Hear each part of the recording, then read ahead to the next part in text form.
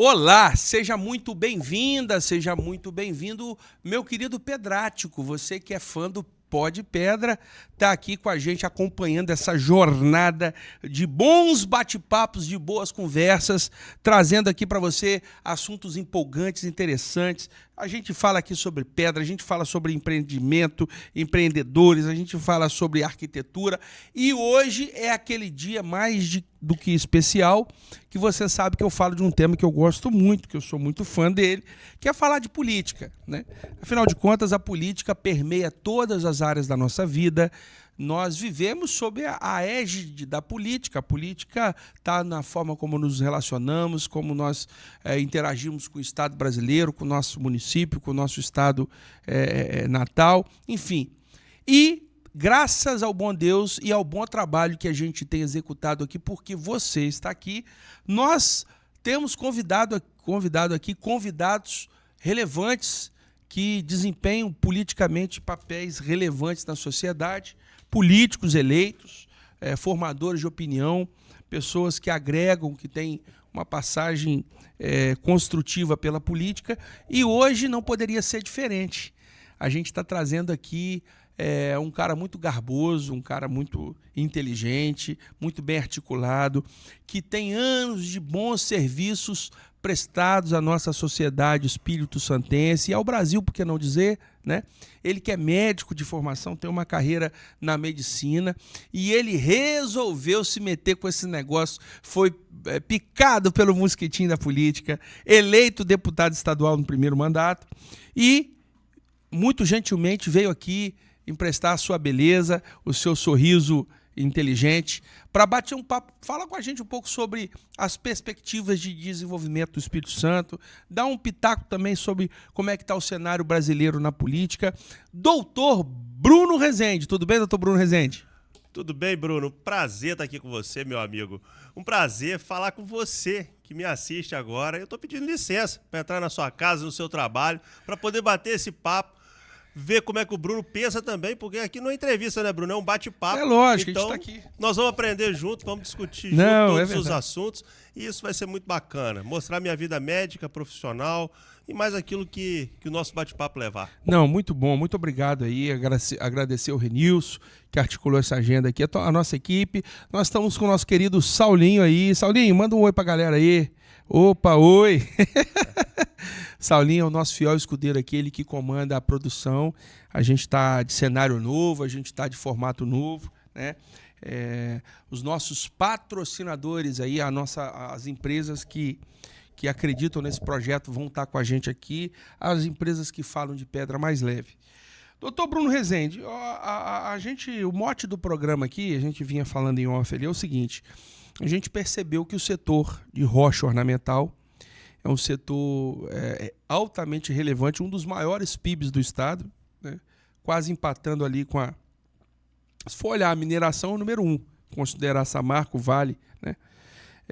O setor de comércio internacional, mas o setor de rocha ornamental de pedra natural, ele está brigando ali, está compondo um dos principais PIBs do estado, aí, aliado a agronegócio, a indústria, enfim.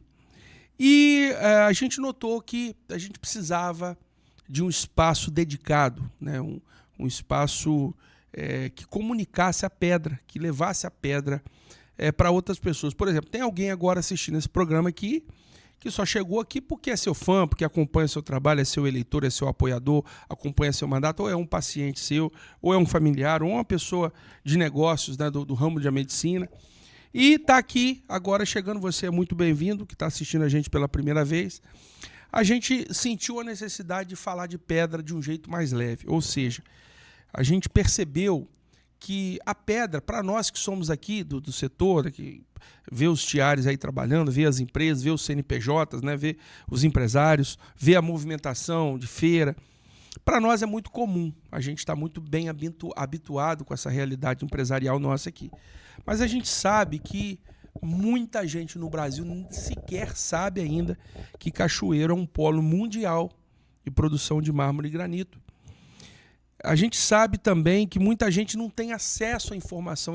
Ele até gostaria de fazer uma mesa de granito, gostaria de fazer um piso de granito, E a informação não chega. E a nossa intenção aqui é conectar outros temas. A gente tem a temática da política que a gente está falando hoje, a gente tem dos arquitetos, a gente traz aqui advogados. A nossa intenção é provocar, é falar com outras pessoas. Olha, aqui tem pedra natural. Você que está no seu primeiro mandato, e depois a gente volta lá atrás. Eu só queria fazer essa introdutória. Você que está aí, tem uma cadeira, tem um gabinete lá na Assembleia Legislativa do Estado do Espírito Santo. Você que foi eleito, né, com a base eleitoral, especialmente aqui no sul do estado, onde você tem a sua carreira, onde você tem contribuições inestimáveis aí para a nossa sociedade. E assentado lá agora, como você imagina, qual é o reflexo que você traz para nós, a tradução que você traz para nós, da visão da classe política em relação ao setor produtivo de rochas ornamentais? Bom, Bruno, é uma pergunta muito boa, né? E aí a gente tem que olhar para a história, para entender como é que vai ser essa resposta que você me faz agora nessa pergunta. Cachoeiro, muita gente pensa que nós somos simplesmente a capital das rochas ornamentais, né? Mas já faz bastante tempo que nós não somos os maiores produtores, né, extratores de rochas ornamentais. A nossa riqueza, quando fala em relação ao beneficiamento ou extração, a produção de pedra, na verdade hoje nós beneficiamos essa pedra melhor do que ninguém, né? Nós temos tecnologia, nós temos expertise, nós temos gente que sabe o que faz e participou da história da formatação desse pool de possibilidades com as rochas ornamentais. E Cachoeiro hoje tem, salvo engano, mais de 1.200 indústrias, empresas do setor de rochas ornamentais. No total, esse número tem que apurar. Mais de 6 mil empresas, direta ou indiretamente ligadas. CNPJs, né? Isso. Então, mas a nossa produção mesmo, que é expressiva a nível Brasil e mundo, produção que sai de Cachoeiro, extração de Cachoeiro, é de mármore. Né, a região ali de Itaoca, aquela região toda ali, produz muito mármore, tem jazidas para tudo quanto é lado, e a gente tem expandido isso, tá certo? Mas entendendo que Cachoeiro beneficia muito mais do que produz, tá certo? Nós temos que ter um investimento aí do ponto de vista político, Bruno, na minha avaliação, logístico. Entende? Nós temos que aproveitar a nossa vocação logística. E é o que nós estamos fazendo hoje, tá certo? Podíamos ter começado isso lá atrás? A classe política tem que se perguntar isso, né? Se a gente já devia estar fazendo isso há muito tempo, porque o que a gente faz muito do ponto de vista político? Reclama. Porque o norte do estado está se desenvolvendo, o norte do estado tem Sudene, o norte do estado tem Banco do Nordeste, e a gente está perdendo protagonismo. Então, essa reclamação todo mundo faz. Mas o que nós estamos fazendo para mudar isso? Né, veio a reforma tributária aí, esses incentivos, tipo a Sudene, elas vão diminuir de importância substancialmente e ainda assim nós vamos ficar para trás. Por quê? Porque os investimentos foram mais robustos em outras regiões, na Grande Vitória, na região metropolitana de Vitória, no norte do estado, e nós ainda estamos aquém desses investimentos, tá certo?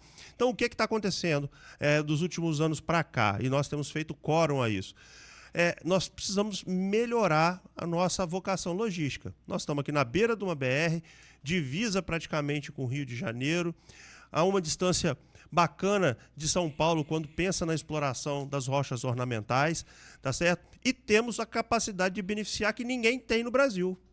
Tá certo? 85% das chapas de granito, para você que está assistindo a gente agora, sai daqui da nossa região. Cachoeiro e entorno, né? Castelo e tal. E alguns municípios no entorno. É exatamente isso. E aqui é um bate-papo, né? Não tem nenhuma uma questão inquisitória em buscar soluções que estão aí, como você bem falou, há tantos anos. Não, e a gente, e até complementando a minha resposta, né, os investimentos eles estão acontecendo. Né? É isso que eu queria saber. É porque eu digo o seguinte, vamos lá atrás, alguns anos atrás, que eu me dei uma flertada com a política, e a gente montou um grupo de estudo chamado Eu Amo Cachoeiro. Se você tiver curiosidade, digitar no Instagram Eu Amo Cachoeiro, vai ver lá, a página está lá até hoje, apesar de estar inativa. Eu fiz um estudo, a gente montou um grupo de trabalho, né, apolítico, e a gente começou a identificar algumas coisas. E, dentre muitas coisas, a gente tem um mapa, saiu até reportagem sobre isso, tinha um mapa do Espírito Santo assim, e aí tinha um número que agora eu não vou lembrar de cabeça, eu não quero falar bobagem, mas tipo assim, os deputados têm as emendas parlamentares, beleza? E tinha um número significativo de emendas que eram demandadas para o norte, um número significativo ali na região centro-oeste ali. Metropolitana, né? A metropolitana. Central. E agora eu não vou lembrar, mas só para dar uma ordem de grandeza aí, acho que em termos de 40% a 50% a menos verbas de emendas daquele período, estou falando de 2019, né, ou seja, os parlamentares que estavam lá naquele momento, dedicavam ao sul do estado.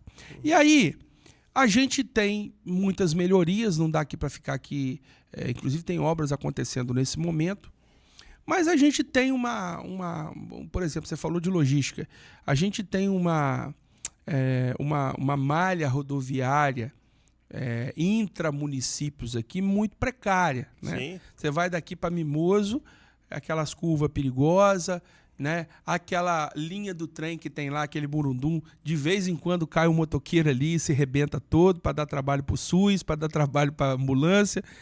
As carretas têm difícil acesso a áreas ali no setor produtivo, tá ali, às vezes não são contempladas com asfaltamento, enfim. Agora que a gente tem visto algumas coisas, não dá para a gente ser injusto, né? Agora está acontecendo nesse momento a ampliação ali da rodovia do Frade, a 101 foi... Enfim, para concluir a sentença, o que de fato um político como o senhor, um deputado estadual, como é que você enxerga essa situação, Bruno? Realmente é deficiente sim, a gente pode melhorar dessa forma. Ou não tem solução, isso está um problema acima da atribuição de um deputado? Bruno, é claro que tem solução. Eu não acho que a solução parte de uma pessoa só. Claro. Né? Então, Cachoeiro hoje é a sede, como eu estava dizendo, do beneficiamento de roças ornamentais. Mas você vê empresas muito importantes no entorno de Cachoeiro. Né? Castelo, por exemplo, é um polo que tem crescido demais. Demais, estava lá hoje. Certo? Então, assim, apenas um exemplo, mas várias outras cidades têm crescido em importância, né? Nesse quesito do beneficiamento. Por que eu disse que Cachoeiro não é cerne da produção? Porque a produção, principalmente dos materiais mais contemporâneos, como, por exemplo, o quartzito, tá certo? Estão vindo do Nordeste. Claro, né? Onde tem as então, jazidas. Exatamente. E muitos empresários, por que não beneficiar perto da produção? Diminuir o custo de frete. Dependendo do material, o que se paga de frete é um absurdo, né? Trazendo material do Ceará, trazendo material dos confins da Bahia, por exemplo. Tá certo? Então, a gente tem que motivar, primeiro, esse empresário a manter o investimento aqui em Cachoeiro e na nossa região. Eu acho que isso é um motivo, isso é um dever da classe política como um todo, e a classe política como um todo, eu envolvo tanto a bancada federal, estou falando de senadores e deputados federais, quanto a Assembleia Legislativa e o município. Cachoeiro tem que se condicionar a isso. O prefeito Ferraço tem uma proposta de um polo industrial em Cachoeiro. Acho que é importante a gente ter um ambiente de negócio que favoreça ao empresário e quem quer botar recurso aqui dentro. Entendeu? A melhor política social que existe é o emprego. E emprego não é qualquer emprego, emprego que agregue valor, tá certo? Que estimule os nossos jovens a ficar em Cachoeiro. E olha só como é que a ponta da meada ela vai se perdendo, Bruno. Cachoeiro foi uma cidade que diminuiu de tamanho nos últimos anos. A única, inclusive. Então, por que isso? Do estado de Por que os nossos filhos não querem ficar aqui? Porque a oportunidade está caminhando para outros locais. Então nós precisamos quebrar essa ótica de desinvestimento econômico e mudar a mentalidade das pessoas para que a gente possa fazer investimento de maneira consistente. Eu estou falando de investimento nos próximos anos em ferrovia, porto, que a gente já fala há quase 30 anos e até hoje continua no papel, mas agora a gente vê um horizonte diferente disso, Porto Central. Eu falo de obras menores, como, por exemplo, a duplicação da rodovia do Frade. Eu falo do nosso aeroporto, que está sofrendo uma reforma nesse momento, o próprio contorno de São Joaquim. Então, obras que são de todas as instâncias, desde as menores obras até as obras de maior relevância financeira, elas têm que acontecer. E essa previsibilidade, Bruno, o que me angustia ao longo dos últimos anos, eu estou falando de décadas, tá certo? É que desde criança eu escuto, Kennedy vai explodir, o terreno de Kennedy está subindo o preço, não sei o que, vai subir o preço, subiu o preço, e cadê? Entende? Então a gente passa uma vida inteira olhando para um projeto gigante, sem pensar nos projetos menores que vão aliviar alicerçar esse desenvolvimento e vão ajudar quem está produzindo agora, entende? Então, eu penso que nós estamos agora numa mudança de ótica de investimento, tá certo? Nos preocupando cada vez mais com os investimentos de curto e médio prazo, sem negligenciar os investimentos de longo prazo que já estão acontecendo. Até o final do ano nós vamos inaugurar um aeroporto novo, aqui em Cachoeiro, praticamente, com uma estrutura completamente diferente. As obras do Porto de Quente estão acontecendo, estão evoluindo, e nós vamos falar cada vez mais também da ferrovia. Então, sob essa ótica, entende? Acho que nós estamos tomando trilho aqui do Sul de oferecer algo diferente para todo o setor produtivo, não apenas para as rochas ornamentais, mas talvez principalmente pela nossa vocação para as rochas ornamentais. Cachoeiro tem uma indústria que cresce, que é a metal mecânica, que tem um potencial enorme, por exemplo, tá certo? O próprio mercado médico, eu que sou médico, nós temos hoje em Cachoeiro só empregos diretos, algo em torno de 5 mil empregos só na rede hospitalar. Entende? Sem falar nos consultórios, clínicas e etc. Então, a nossa região aqui virou um polo, né, cara? Médico, que exato. Invejável, né? E vai virar mais. Pode-se dizer assim, você que é da área médica? E vai melhorar mais, e vai crescer mais. Só para você ter noção, o nosso hospital Unimed, por exemplo, que é um hospital privado, cara, tá cheio. O hospital Unimed, certamente, eu não participo do planejamento estratégico deles, mas eles já devem estar pensando em crescer mais. O Hospital Evangélico de Cachoeiro, olha o que cresceu ao longo desses últimos anos, implementando serviços importantes, como cirurgia vascular de alta complexidade, dobraram a capacidade de atendimento na unidade coronariana, o CTI do coração, vamos dizer assim. Mas aí, doutor Bruno, sei que é da área médica aí, aproveitando o gancho, que eu nem ia falar disso, mas já que o assunto vem em voga, tem que dar uma atençãozinha naquele pronto atendimento. Lógico que é um serviço privado, óbvio, mas tem regulações, né? O pessoal regula, tem padrão de qualidade. O atendimento pronto-socorro da Unimed ali está pior do que o SUS. Acho que o SUS está mais organizado do que a galera. Está vendendo plano de saúde aí e tem que organizar o atendimento. Fica o alerta aí para a galera. Mas, em linhas gerais, a infraestrutura médica aqui, né? As especialidades, né, o parque industrial, vamos dizer assim, de medicina, né, a estrutura médica aqui é invejável, não tem tantos lugares. E se você for conhecer o projeto de ampliação do Hospital Infantil e na íntegra o Hospital do Câncer, que é um investimento do Hospital Evangélico, afora o crescimento que está sendo proposto pela Santa Casa de Cachoeiro, você vai ver que a nossa capacidade de atendimento de pessoas em Cachoeiro para os próximos 5 anos, talvez, vai praticamente, se não dobrar, quase isso, tá certo?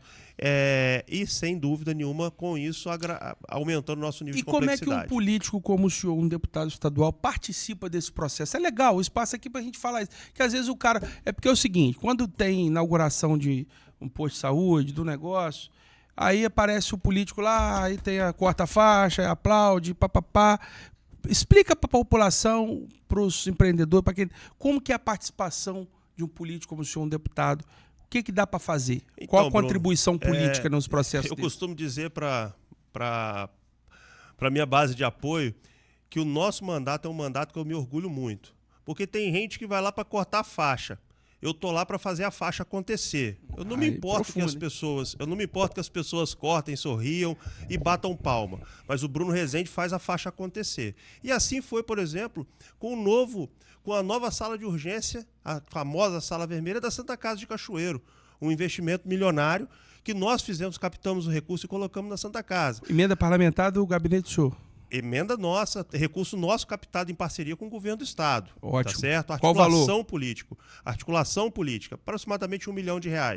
Fizemos investimentos no centro cirúrgico, acabou de chegar lá, equipamento novo de cirurgia por vídeo, mesa cirúrgica, investimento na hemodiálise, e já estamos planejando os próximos investimentos e crescimento, inclusive, do setor de hemodiálise, que é uma deficiência de saúde no sul do Estado. É o nosso principal gargalo quando se fala em terapia renal substitutiva, hemodiálise, está no sul do Estado. Deputado, como é que vai chegando essas demandas? Por exemplo, a gente sabe que o hospital, a maioria dos hospitais aqui, eles são ou privados ou eles são filantrópicos, né? Não necessariamente construídos pelo governo do Estado. Mas eles fazem os convênios com o SUS, né? É importante você saber como é que funciona a dinâmica. Eu não sou perito na área, mas a gente tem um pouquinho de conhecimento. Como é que chega a demanda para um deputado? Como é, por exemplo, você falou dessa captação de 1 milhão aí.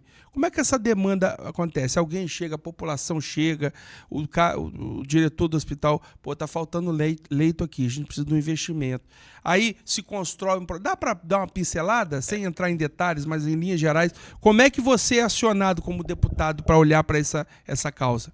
Bruno, eu acho que quem não conhece os temas precisa esperar chegar. Eu não vim aqui só para conhecer o tema. Eu trabalhei sobre isso antes, estudei muito para poder chegar no mandato preparado para falar de saúde, tá certo? Os demais temas, é bem verdade que eu não sou dono de conhecimento de todas as áreas. Saúde é a sua área. Agora, a saúde, com toda modéstia, naturalmente eu aprendo todos os dias, eu não sou dono de todos os conceitos, mas eu me preparei para ser deputado, eu me preparei para estar aqui. Eu fui diretor do Hospital Evangélico, eu dirigi plano de saúde, eu fui diretor da Sociedade Brasileira da minha especialidade, eu fiz gestão antes e vim para o mandato sabendo o que eu queria fazer. Tá certo? Naturalmente que os projetos eles são mutáveis e a gente vai anexando planos ao longo da nossa trajetória. É assim que funciona. A demanda surge e às vezes não estava mapeada, ela surgiu. Mas eu, quando entrei no mandato, o que foi que eu fiz? Eu fui até as instituições. Eu procurei os hospitais, eu conversei com os gestores, eu conversei com o nosso time da saúde. Eu conheci a estrutura de saúde do Espírito Santo, porque a minha zona de expertise estava aqui em Cachoeira, na região. Hoje não. Hoje eu posso falar com você sobre saúde do São Mateus, sobre saúde de Colatina, de Linhares, de Ponto Belo, de Mucurici, de Montanha e de Apiacá. Tá certo? De Una, de Irupi, porque eu fui lá, fiz avaliação técnica, fiz relatórios com deficiências, mostrando as deficiências, onde nós deveríamos subir, como subir, o que fazer para poder chegar onde deveríamos chegar, que é o acesso de verdade na vida das pessoas. E por isso que eu estou dizendo que aqui em Cachoeiro, todos esses avanços que eu estou falando aqui, eu não estou falando só para contar, eu participo deles, tá certo? A captação de recursos para a nossa rede hospitalar, principalmente em Cachoeiro Evangélico, Hospital Infantil e Hospital Santa Casa, eu estou do lado desses hospitais todo dia. Essa semana eu já estive na Santa Casa do Evangélico, a roupa tá bonitinha assim porque eu saí de lá agora, tá certo? O Hospital Infantil faz parte da minha casa. Então, nós estamos diariamente conversando com o setor e participando do planejamento de crescimento de cada instituição, aqui e ao redor do nosso Espírito Santo. Então, Bruno, eu entendo que hoje nós temos um Estado preparado, um Estado que vai investir esse ano aproximadamente 6 bilhões de reais em infraestrutura, saúde, nas demais áreas. Estou falando de investimento. Eu estou falando de um Estado que tem fundo, que é o Fundo Soberano, por exemplo, que pensa nas próximas gerações. Nós temos como se fosse uma poupança. Então, nós estamos preparados. Mas quem defende melhor o teu projeto, leva uma fatia melhor do bolo de investimentos. Você tem que mostrar para o governo que esses investimentos eles vão significar retorno social. Retorno para o empresário, retorno para a rede de saúde, retorno para a educação, retorno, enfim, para o esporte. Como isso vai chegar? Quem defende melhor a tua ideia tem maiores investimentos. Eu já investi através de recursos oriundos do meu mandato, com emendas parlamentares e de articulação com o governo do Estado, só em Cachoeiro, mais de 10 milhões de reais na saúde. Muito e eu bom. tenho Legal, isso aí. 2 milhões por ano de emenda parlamentar. Então, um deputado não pesa quanto tem de emenda. Um deputado pesa quanto transforma e entrega na vida das pessoas. Mesmo porque, a rigor, a gestão executiva precisa e deve ser tomada pelo executivo, né? A função de um parlamentar é fazer leis e contribuir com a fiscalização da atividade do executivo. Essa é a função primária. Agora, obviamente, eu fico feliz de ouvir esse relato. Eu te confesso e disse isso lá na reunião que a gente teve de amistosa aqui. Renilson é um irmão de longa data, é um cara que também tem muitos serviços prestados aí na área da comunicação, né, irmão? Então, dá um oi pra galera aí, ó. Chega aí. Oi, Renilson. E Renilson hoje está lá no seu gabinete assessorando, e eu não conhecia a fundo o mandato do senhor, né? E é legal a gente receber a sociedade, quem está aqui acompanhando a gente, entender como é que funciona isso, como é que está a realidade. Agora, uma coisa é fato, né, doutor? Eu recebi uma mensagem essa semana aqui do Palaoro, que hoje ele está comandando o 9º Batalhão. Comando da nossa PM aqui. E ele mandou uma mensagem, ele viu um conteúdo nosso, mandou: Bruno, estamos há 40, se não me engano, ou 60 dias. Eu não vou me arriscar no dia, não. Há bastante tempo. Quase 40 dias sem óbito em Cachoeiro. Sem assassinato, sem nenhum entrave. E, obviamente, que isso tudo deságua no sistema de saúde. Um cara que toma um tiro, né? Um cara que sofre uma agressão, uma paulada. A criminalidade deságua no sistema de saúde. E é bem verdade também que, salvo engano, né? Não estou com os dados aqui, mas o Espírito Santo, ao que me consta, é um dos estados em que a economia, em que as suas finanças estão mais bem saneadas, mais bem ranqueadas a nível Brasil. É verdade. Né? Então, é muito fácil, entre aspas, é muito mais... Não é fácil, a palavra não é fácil, mas é muito mais agradável, muito mais tranquilo, muito mais favorável quando você está administrando recursos num ambiente, né, organizado financeiramente, né? E eu sou filho de militar, cara. A minha infância foi sofrida nos anos 90, de salário atrasado de policial. Eu ia dizer isso agora para você. Juiz de jogo jogado é sempre mais fácil do que botar a bola no pé e ter que fazer o gol do outro lado. Então, o Espírito Santo, ele vive... Mas só eu concluir, porque na verdade eu queria dizer o seguinte... favorece o mandato de um bom parlamentar você estar num ambiente que você tem previsibilidade de recursos, né? De investimento, né? De alocação de... Como é que é o nome, gente? Oh, meu Deus. Você tem lá o recurso disponível para você aplicar, o orçamento. Isso aí. Você tem um orçamento para você aplicar. Facilita a vida do sujeito, né? É verdade, mas veja bem, o que eu estava querendo dizer é o seguinte: você viveu o que eu ia dizer. Né? Hoje nós temos um Estado organizado, mas nós já tivemos um Estado, por exemplo, que era dos mais violentos do Brasil. Tá certo? Nós tínhamos um Estado que professor recebia atrasado, que policial recebia atrasado. E hoje nós somos um Estado que está fazendo agora a admissão, entre o ano passado e o ano que vem, de 2.650 policiais, por exemplo. Então, esse resultado em relação à segurança pública, ele advém de investimento, e investimento programado para a segurança pública. Para a educação, nós estamos entre os estados cabeceira no Brasil. Nós fomos muito bem ranqueados em relação à educação a nível Brasil. E tudo isso, Bruno, em um estado que há 25 anos atrás estava quebrado. Então, hoje, nós temos um estado que investe 6 bilhões de reais por ano. Vai olhar como é que está o Rio de Janeiro, vai olhar como é que estão as contas dos demais estados. Olha para a Bahia, vai ver como é que está.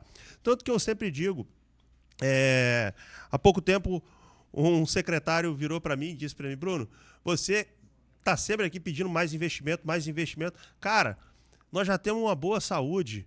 Olha só como é que está a saúde do Rio de Janeiro, olha como é que está a saúde da Bahia, olha como é que está a saúde de não sei aonde. Então, a minha resposta para ele foi o seguinte: se a minha preocupação fosse com o estado da Bahia, eu morava lá, irmão. Eu vivia lá.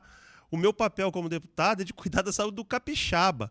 Então, é aqui que eu tenho que fazer as minhas ponderações. E se hoje nós temos, na minha visão, o melhor estado do Brasil para se viver, a missão deixa de ser o melhor estado do Brasil e passa a ter o melhor Espírito Santo de todos os tempos. Então, o nosso dever no próximo ano é ter um estado melhor do que o deste ano. E aí, por diante, Bruno. Então, os investimentos não é só ter dinheiro, é saber o que vai fazer com esse dinheiro.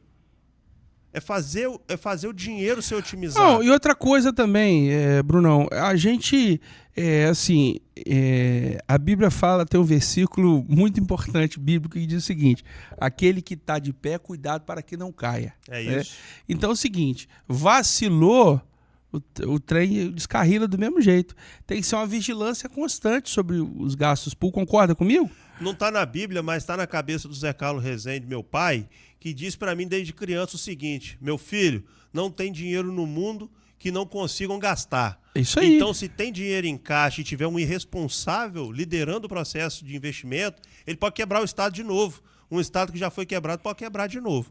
Então, por isso, nós temos que garantir e estimular bons políticos. Não estou falando só do Bruno Rezende, não. Tem um monte de gente boa, até porque não se transforma nada sozinho. Então, nós precisamos estimular que pessoas boas ocupem as cadeiras. Vou te fazer uma pergunta, Bruno. Você que é um estudioso, que gosta de política, você conhece alguma cadeira de vereador que esteja vazia no Brasil? Olha, não tem conhecimento. Você já ouviu falar de alguma coisa assim? Não. Sabe por quê? Porque não existe. Então, o que eu quero dizer para você que está aqui? Um monte de gente eu escuto falando, não gosto de política, política não sei o quê, política não sei o quê. Tampar pedra é fácil, nós estamos no pó de pedra. Agora, fazer a tempestade acabar é que é o difícil. Então, se você entende que pode ajudar politicamente, estimule-se a entrar na política. Vem para cá, vem sentar na mesa com a gente, vem participar do processo decisório. Isso é bom para a nossa cidade, é bom para o nosso estado, é bom para o Brasil. Então, ajude a construir o país que não seja só do Bruno. Então, Bruno, o que eu quero dizer, por fim, é que o recurso ele precisa ser bem gerido e a gente precisa de gestores, mais gestores e menos politicagem. E eu concordo com o senhor. E fique tranquilo que a gente está aqui no bate-papo. Fica de boa que nós estamos aqui conversando. Não, porque político tem dessas coisas. Dá um microfone pro político, vira palanque, né? Não? Ele já fez o chamamento. Vem pra política! Mas, eu tô falando um pouquinho, porque se eu não falar, ele fala sozinho. Vai ser 1h30 só ouvindo ele. Aqui, ô deputado, não, brincadeira, você que tá falando aí, pô. Deputado, mas veja bem, eu acho, a gente está cumprindo o nosso papel aqui, quando a gente abre esse espaço, é justamente para ouvir o que o político tem para falar, ouvir, a gente criar essa conexão com pessoas aqui que naturalmente talvez não ia assistir a Hora do Brasil lá, a Voz do Brasil e tal, e às vezes vai parar para ouvir a gente falar aqui, né? Não, mas eu acho que é isso mesmo, Brunão. Mas eu não tô elevando o tom, não, é porque eu falo assim mesmo. Não, rapaz, mas eu sou igual a você, olha só, eu tenho um negócio comigo e quem me conhece sabe, eu começo a falar e eu vou ganhando uma projeção na voz, quando eu ver eu tô a 10 decibéis acima e eu percebi que ele é igual. Deputado, mas vamos lá, você está no seu primeiro mandato, terceiro ano do primeiro mandato, né? Isso aí, primeira eleição. Tô no primeiro mandato. Você já tinha disputado antes, não? Nem para síndico de prédio. Então é um vitorioso na política, assim, que significa que você tem uma trajetória que... Eu quero falar disso, da sua trajetória também. Mas um pouco antes, é o seguinte, a gente, alguns anos atrás, assim, na nossa contemporaneidade, a gente ouviu dizer aí dos anos 2000, dos anos 2010, personagens que estavam chegando, moleque novo igual nós, assim, diz que era a nova política, né? A cara nova da política, o novo na política. E esse tema, anos depois, final da década de 2010, por aí, 2015, 19, 20, pá, a gente foi se decepcionando com essa marca de o novo na política, porque muita gente que se vendeu lá atrás, ali, algumas décadas atrás, como o novo na política, a gente viu que não entregou muita coisa de novo, né? O que você vislumbra hoje, assim, de maneira aí, um exercício aqui de compreensão de mundo. Você exercendo o seu primeiro mandato e você acaba se conectando com pessoas que estão na política há mais de 30, 40 anos, 50 anos alguns. O que você conseguiria dizer para quem está assistindo a gente aqui, possível eleitor? O que dá para marcar? Existe alguma coisa de novo? A política mudou? As redes sociais fizeram a política mudar? A forma de operacionalizar a política mudou? Ou quem muda são os atores? Qual a leitura que você faz? Existe um marco para dizer, isso aqui é velha política, isso aqui é nova política? Cara, eu não acredito em nova política e velha política.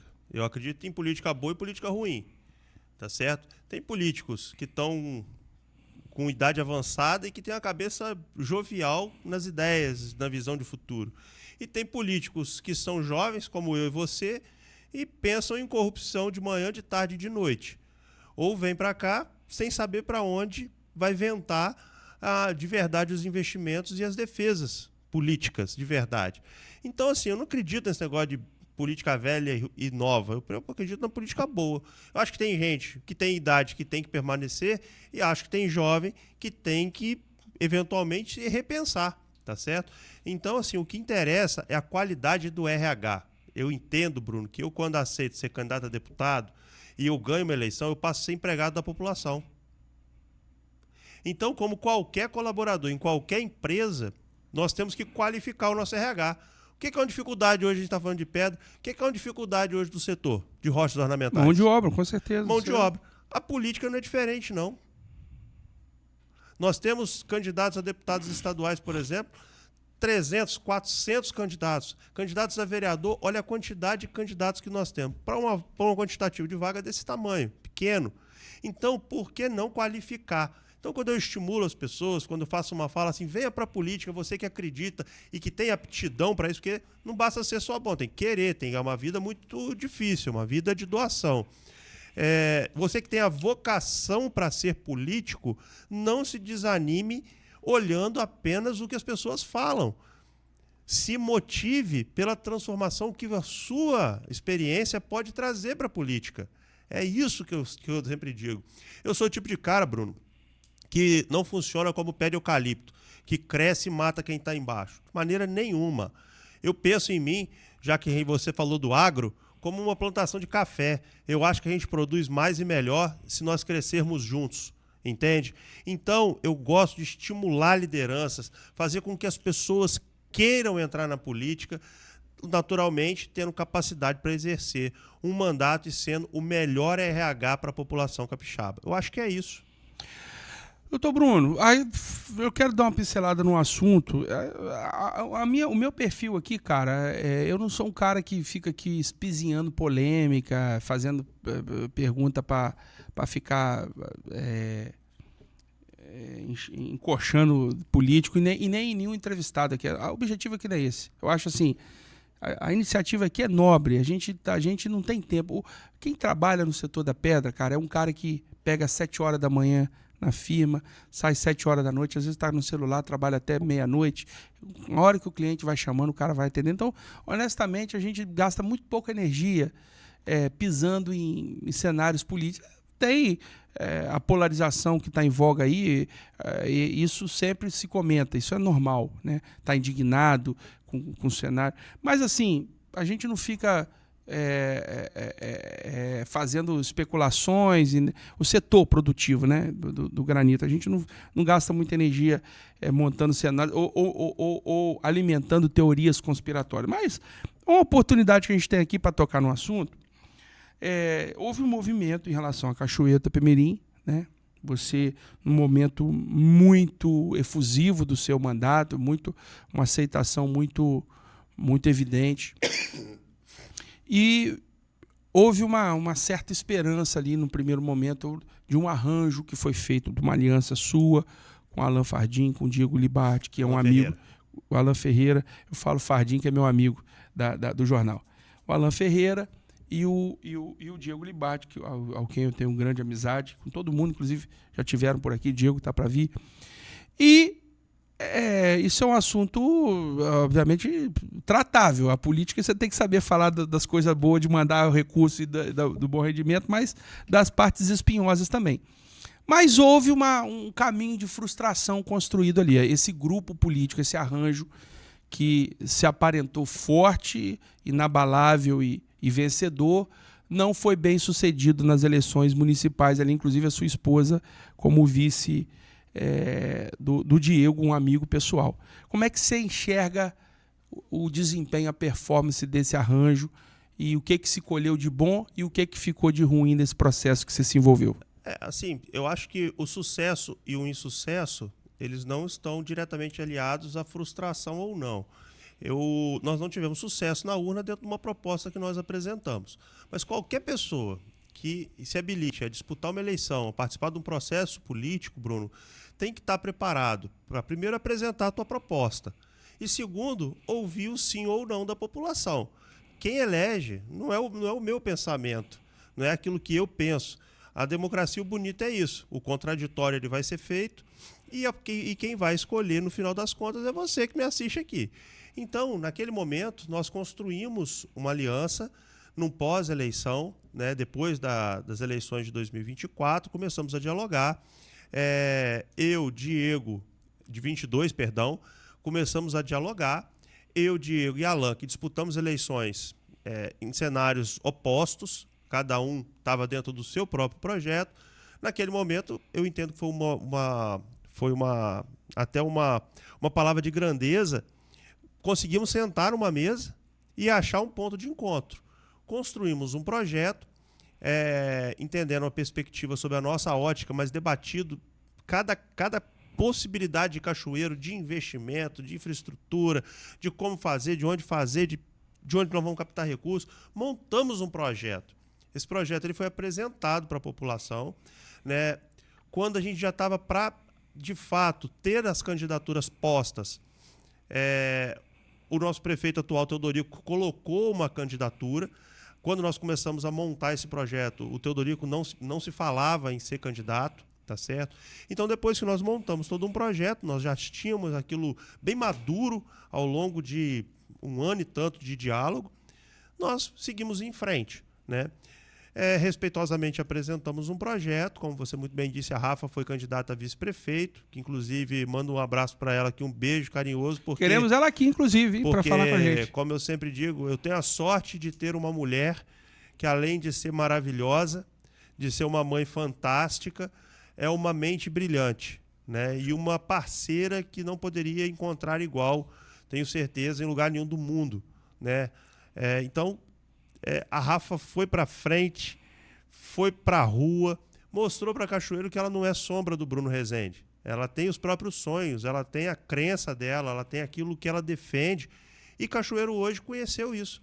Então, no desfecho, perdemos a eleição, mas ganhamos um prefeito que está fazendo um belíssimo trabalho também, que vai ter erros, vai ter acertos, mas que, na minha visão, devolveu para Cachoeiro um sentimento de esperança, tá certo? E eu, Bruno, eu não defendo nada que seja sem um propósito, entende? Eu entrei na política para transformar a política, não para transformar o Bruno, tá certo? Então, acabou a eleição, aquilo que eu fiz lá atrás, sentando na mesa para conversar com o Diego e Alan, que foram adversários meus, eu fiz a mesma coisa com o Ferraço, que acredito nele, já conheço a história de Ferraço, então via a perspectiva de Cachoeiro ser, de fato, impulsionado pelo governo Ferraço, quando vi as tomadas de decisão que ele teve no pós-eleição, e hoje sou um torcedor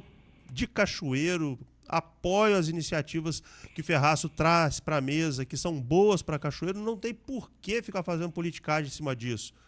Eu estava de um lado... Mas é por isso que eu introduzi, dizendo que eu estou botando esse assunto na mesa para te ouvir, uma oportunidade da galera... Mas eu acho muito bom. Mas assim, política, isso tudo que você falou, é projeto, apresentou um projeto, mas você considera que foi um erro de estratégia? Porque política é estratégia também. Sim.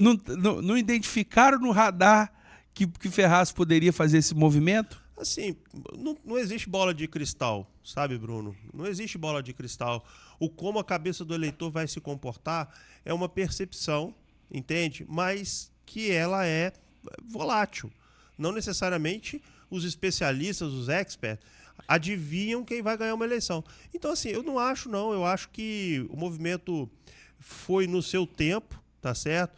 Houve um fator novo, que foi a introdução do Ferraço no jogo, tá certo? Que foi bom para Cachoeiro, porque tinha mais uma opção qualificada, e se mostrou vitoriosa nas urnas. E hoje, Cachoeiro só tem, na minha visão, que tem um lado, o lado da defesa de Cachoeiro. A amizade continua. Claro. A minha amizade com o Alan, com o Diego, continua. Com o Alan, a gente tem muito mais contato por motivos óbvios, né? Nós sentamos a poucos metros um do outro na Assembleia Legislativa, conversamos praticamente todos os dias, tá certo?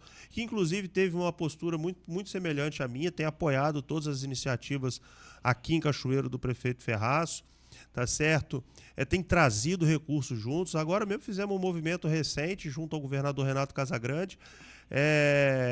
Entramos em contato com o prefeito. Prefeito, onde que a gente pode ajudar neste momento?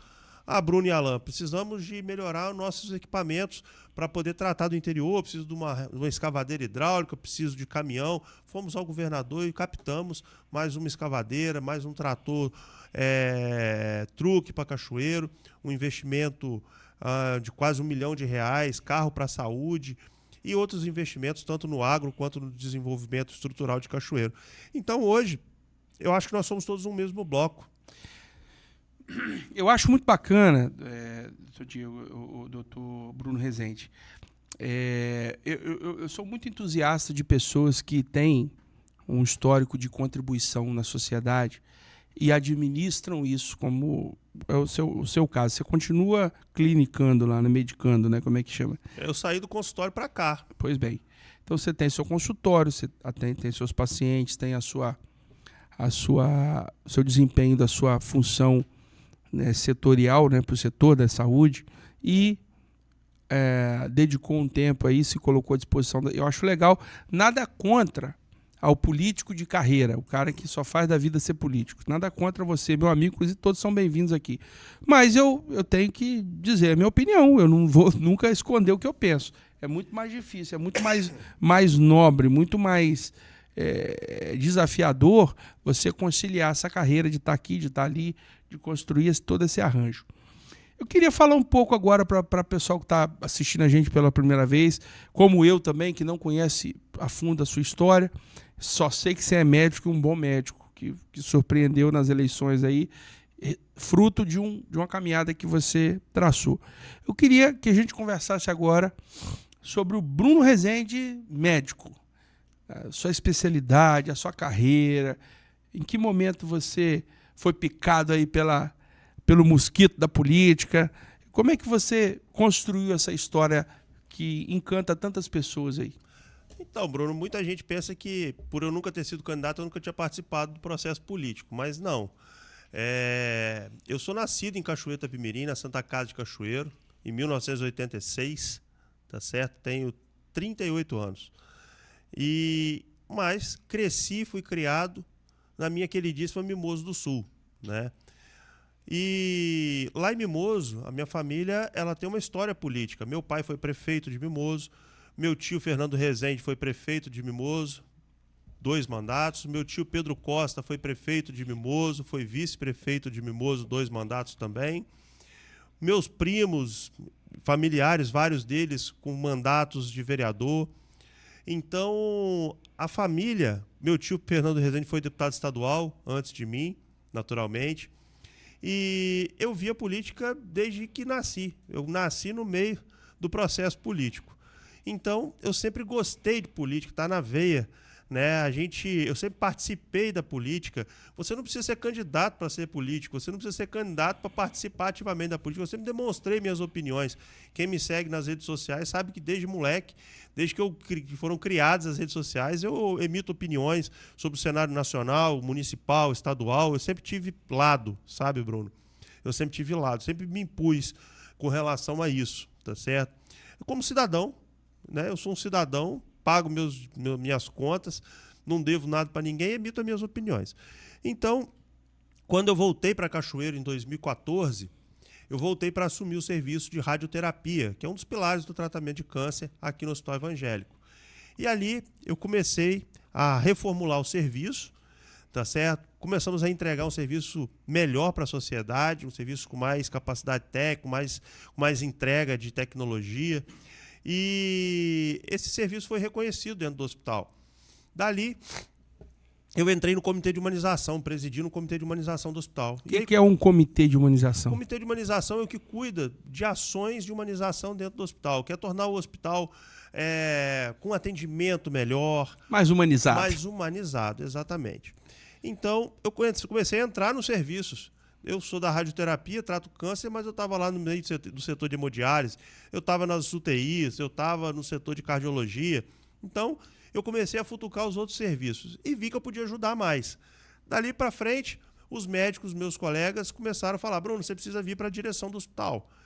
E assim foi, me tornei diretor clínico lá como do é que hospital. funciona ali A governança? A governança? Nós temos um superintendente, nós temos um presidente do conselho. O Jati está lá ainda? O Jati, ele está lá, mas ele não é superintendente. Mas ele foi, né? Muitos anos. Não, o superintendente é o Wagner. Ah, o Wagner. É o Wagner Medeiros Júnior, já acho que uns 30 anos, pelo menos, ou mais.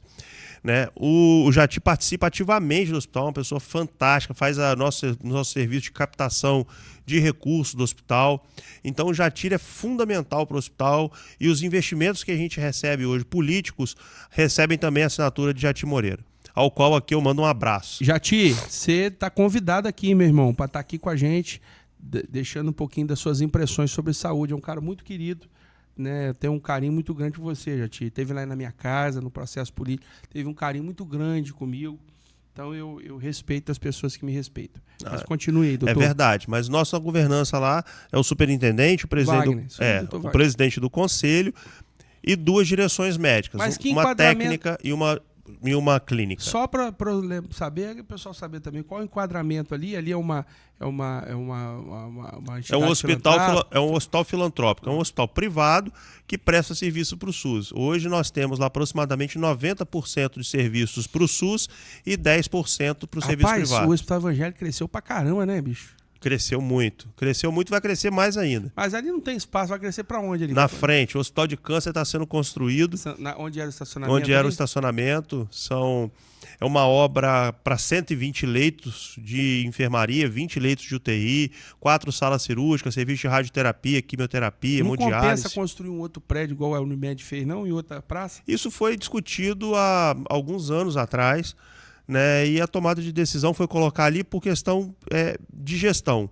Tá? Se você tira dali e coloca num outro núcleo, longe, a quantidade de equipamento médico, a quantidade de RH médico que você vai ter que manter para manter 2 prontos-socorros, por exemplo, funcionando é muito maior. Sim. Então, logisticamente, a opção foi de fazer ali na frente, apesar de ter prós e contras. Ali já fica um pouco saturado ali, né? É mais pela questão de trânsito mesmo, de carro, porque não cabe mais ali. Mas dentro do projeto do Hospital de Câncer tem 400 vagas de garagem. São 2 entradas e saídas em ruas diferentes. Voltar aqui pra gente falar desse projeto, hein? Com certeza. Importante. Então, a partir disso, mas só concluindo onde é que eu vim parar na política, vocês viram que eu comecei aqui e fui galgando os degraus. Né? Depois da direção do hospital, eu comecei a construir, entender, conhecer problemas estruturais da saúde do estado inteiro, até porque eu encarei de frente a Covid, eu era diretor do hospital na época. E por conta disso eu falei, olha, eu posso ajudar um pouco mais, e que forma que eu tenho de fazer isso? Se eu ficar na direção do hospital evangélico, só vou ajudar o hospital evangélico. Vim para a política para poder ajudar toda uma estrutura de saúde e de investimentos no estado. E aí, doutor, nessa brincadeira veio a eleição. E veio uma eleição contundente, né? Sua eleição foi bem destacada, assim, foi uma coisa muito, muito legal para o município, para essa coisa da renovação, de um novo nome, um frescor diferente, um cara com uma autoridade na área de saúde. E, obviamente, quando você entra na carreira política, né, no mandato, né, no mandato eletivo, a tendência natural, tanto pela experiência que se adquire, quanto pela expertise, quanto pela trajetória mesmo, é o próprio povo ali, o cara que confia em você, não, quero você lá, e papapá. Quais são os próximos, o que o Bruno Rezende está preparando aí para 2026? Então, Bruno, definitivamente eu tenho isso maduro na minha cabeça, eu não vou ser candidato a deputado estadual em 2026. Por que não, cara? Vai reeleição, pá. Não. Assim, eu não acho que tem problema nenhum nisso. Eu acho que se reeleger deputado estadual, quantos mandatos forem, se reeleger como vereador, se reeleger como prefeito, eu não vejo problema nenhum nisso. Mas para mim, para minha história, eu vim para a política para fazer diferente, entendeu? Para fazer diferença, de fato. Eu não preciso da política como um emprego. Entende? Eu não vivo da política, eu tenho emprego já, tá certo? Então, foi o que eu falei um pouco antes aqui. O que eu vim para cá, Bruno, foi para fazer diferença. Então eu quero palpitar, eu quero interferir diretamente na política nacional. Entende? Eu acho que o Espírito Santo precisa disso. Eu acho que a nossa região sul precisa de representantes no Congresso Nacional. Nós precisamos de alguém. Cachoeiro não ter um deputado federal, pra gente, isso é inaceitável, no meu ponto de vista. O sul do estado não tem um deputado federal. O sul do estado não tem um deputado federal. Colatina tem 3, se não me falha a memória. E aí, você volta na ótica lá de trás do começo da nossa conversa. Por que os investimentos estão direcionados para um lado, como você colocou aí, 30%, 40% para cá, a maior do que para cá? Por causa disso, nós não temos representatividade.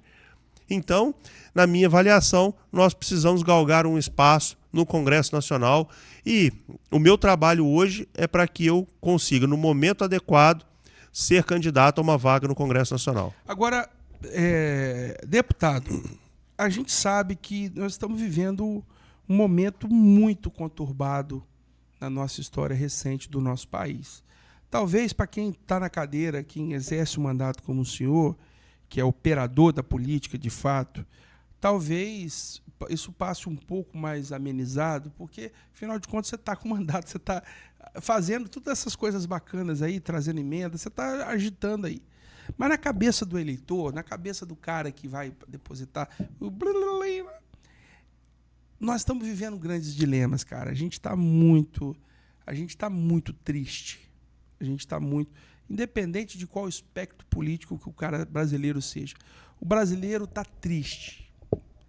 Ah, mas não tem motivo, as contas do Estado estão legal, tem atendimento, não está faltando a comida. Você vai no supermercado, cara, o supermercado está cheio. O mercado está cheio. Em linhas gerais, nós estamos vivendo uma crise de identidade, uma crise de perspectiva, um cansaço com uma polarização que se arrasta por muitos... A gente vê, sente, percebe um judiciário politizado, tomando decisões políticas, não dando paz para a liberdade de expressão. Está todo mundo com muito medo, está todo mundo muito triste, muito triste. Qual que você acha que é a resposta da política, se tratando de um problema político? Um cara como o senhor, uma vertente política como o senhor tem, o que você acha que é a solução para a gente melhorar esse Brasil? Olha, Bruno, essa é uma ótima pergunta. Assim, primeiro, eu acho que a polarização é a receita do fracasso.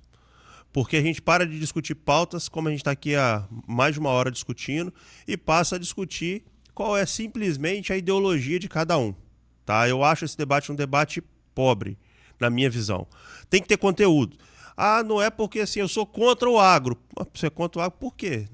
O agro é o que impulsiona a nossa balança comercial no Brasil. Você tem que saber o porquê das coisas. Ah, porque o agro desmata. Mas desmata como assim? Como é que é? E qual que é a sua política ambiental, então? Então vamos falar de política ambiental. Então vamos falar de política de incentivo ao agronegócio. Vamos falar como, se você quer matar o agro, como é que você vai fazer a balança comercial do Brasil ser positiva. Então, assim, a gente para de discutir um debate político e passa para politicagem. Cara, like não muda a vida de ninguém. O cara vir aqui quebrar tua mesa, pegar essa cadeira, tampar na tua cabeça, vai ter um monte de visualização. Isso não muda a vida de ninguém. A política precisa ser discutida de maneira serena, transparente e com ideias. Você pode discordar de mim. Mas você tem que me convencer, tendo uma ideia melhor. Tá certo? Então... direita e esquerda, sem saber nem o que significa direita e esquerda, não serve para nada, tá certo? Então, assim, eu compreendo que o brasileiro está começando a enxergar que precisa de resultado, né? Olha a taxa de juros que nós estamos vivendo no Brasil hoje. Aumento de IOF. Cara, nós estamos discutindo aumentar imposto nacional mais uma vez. Então, assim, até quando nós vamos aceitar isso? Tá certo? Até quando nós vamos aceitar isso? Então, daqui a pouco nós vamos ter a oportunidade de viver o momento político novamente. Nós temos que escolher as melhores propostas. Ideologicamente, eu me considero um cara de centro-direita, tá certo?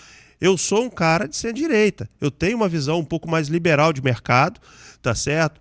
Eu tenho uma visão de que a propriedade privada tem que ser preservada, tá certo? Eu sou totalmente contra invasão de terra, agressão à propriedade privada, tá certo? Eu sou contra o aborto, eu sou contra temas que, na minha concepção, fazem sentido. Não porque isso significa ser de um lado ou de outro, mas porque eu acredito nisso ideologicamente como proposta de solução, tá certo?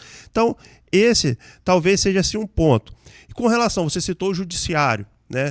Que para mim, é assim, o modelo que a gente está hoje é um modelo que não tem para onde ir mais. Nós estamos com um modelo em relação ao Supremo Tribunal Federal que não faz sentido qualquer na minha cabeça, na minha concepção. Eu te pergunto, como é que faz para alguém ser juiz no Brasil? Juiz de primeira instância do Brasil, como é que faz? Eu quero ser juiz, como é que eu faço? Tem que estudar pra caramba, tirar o AB, ter X tempo de praça aí de mercado e de jurista e depois fazer uma prova lá, né? E a prova é fácil? Não. A prova é difícil pra caramba. É super concorrido. Todo mundo vê lá na frente o salário do juiz, ou como o juiz chega lá. Mas para ser juiz não é fácil não, amigo. Você tem que estudar pra caramba, se afundar nos concursos, ser muito bom, tá certo? Muito bem. Para ser juiz do Supremo Tribunal Federal, como é que faz? Só ser indicado. Pronto. Tá bom esse modelo? Acho que o cara não precisa nem ter o AB, né? Eu acho. Nem lembro. Então, assim, cara, na minha concepção, o juiz do Supremo Tribunal Federal deveria ser o juiz dos juízes, que é a instância que ele está sentado. Ele é que toma a última decisão. Então, como que eu posso ter um juiz hoje que julga um procedimento, uma ação de primeira instância, que se esforçou mais para chegar lá do que um juiz do Supremo Tribunal Federal? Então, o modelo de escolha, e me desculpe, não tem como você tirar o viés de seleção se quem indica é o presidente. Você acha que um presidente vai indicar alguém que é contra ele? Olha o que nós vimos nas últimas indicações do presidente Lula. Olha como é que foi feito. Tem que ter o aval do Senado, né? Tudo bem, Bruno. O Senado não... Tudo bem, mas a presidência da República tem como influenciar diretamente nas ações do outro poder. Tem como. Não, claro, olha as emendas parlamentares, como é que são liberadas, como é que não são liberadas, as emendas PIX e por aí vai. Então, assim, você transforma uma decisão que deveria ser uma decisão técnica em uma decisão política e que não muda a história pontual, ela muda a história de um país inteiro. Bom, isso é uma ideia de um cara chamado Montesquieu, que resolveu dar essa belíssima ideia contra o absolutismo do reinado francês. Ele disse o seguinte: a gente precisa inventar uma lei de pesos e contrapesos, né? Então a gente precisa de tripartidarizar o poder. Ele não pode ser absoluto mais na mão do rei, na mão da monarquia.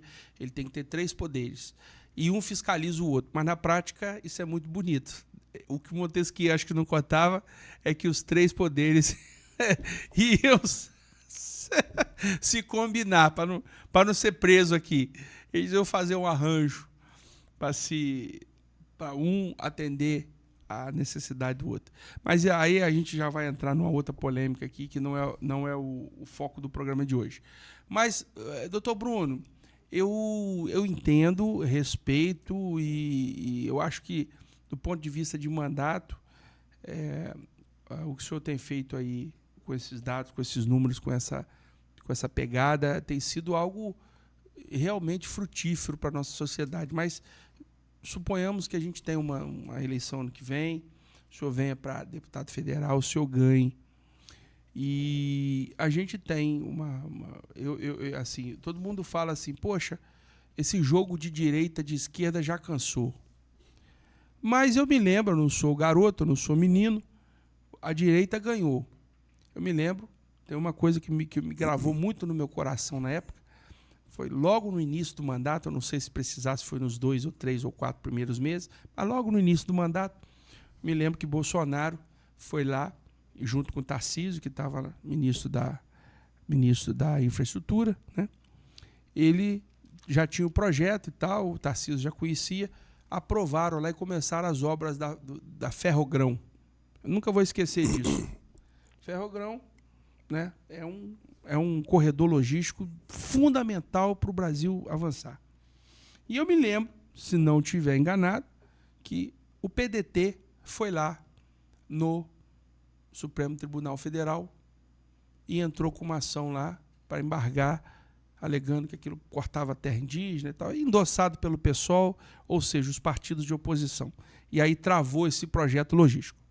E aí veio o primeiro mês, o Bolsonaro manda, vai um decreto lá, e aí o STF vinha, eu dou 24 horas, 48 horas, 72 horas para Bolsonaro se explicar. E isso foi o mandato inteiro da direita, estabelecido, um governo democraticamente eleito, foi um mandato inteiro com tudo quanto é atividade que ia contra os interesses da esquerda, a esquerda ia lá, acionava o STF ou barrava de imediato ou mandava o presidente ter...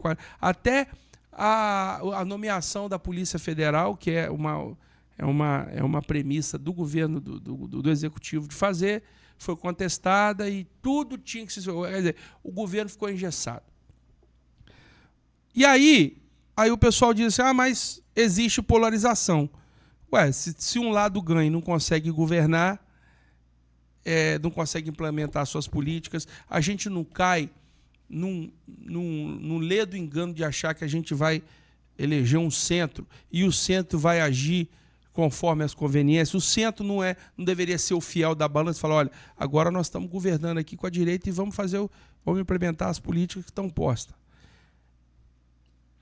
E fazer a coisa acontecer, você não acha que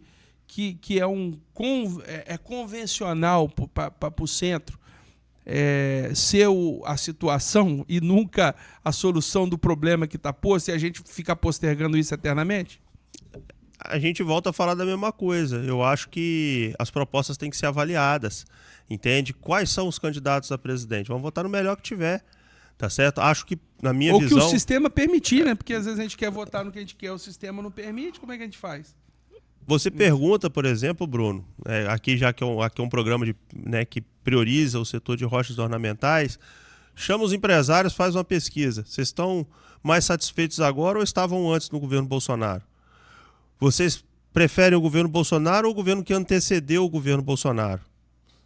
Então, aí você já vai começar a sentir o que a população pensa e o que significa um governo de direita e esquerda. Olha quanto que está a nossa taxa Selic hoje e quanto que o Bolsonaro entregou. Você acha que isso... Bem mais baixo. Exatamente. Para a construção civil, hoje eu estava conversando com um empresário. Você acha que isso é bom? Vai comprar um apartamento hoje, você que está me escutando, vai lá na Caixa Econômica, no Bradesco, no Itaú, no Banco do Brasil e vai ver a taxa de juros do financiamento imobiliário. Não, a tomada de empréstimo hoje está impraticável, né, no Brasil.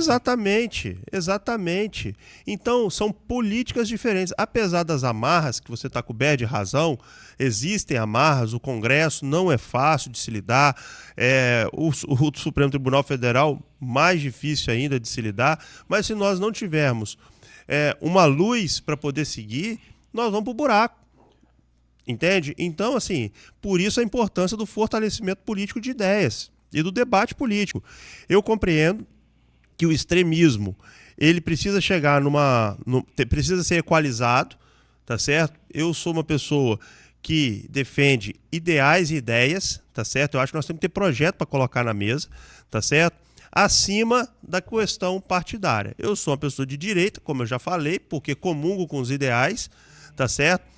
Mas compreendo que o Brasil precisa avaliar, entende? Para que lado que vai? Hoje, por exemplo, eu acho que dentro dos presidenciáveis que a gente está vendo serem postos hoje como presidenciáveis, eu não vejo candidatura hoje melhor do que a da centro-direita. Assim, nomes que estão sendo citados, como por exemplo o Tarcísio. O Tarcísio hoje está no Partido Republicano, é um partido de centro-direita, tá certo? O Caiado está no União Brasil, é um partido de centro-direita. Bom nome. Entendeu? O Novo, lá com o Romeu Zema, é um partido de direita e centro-direita.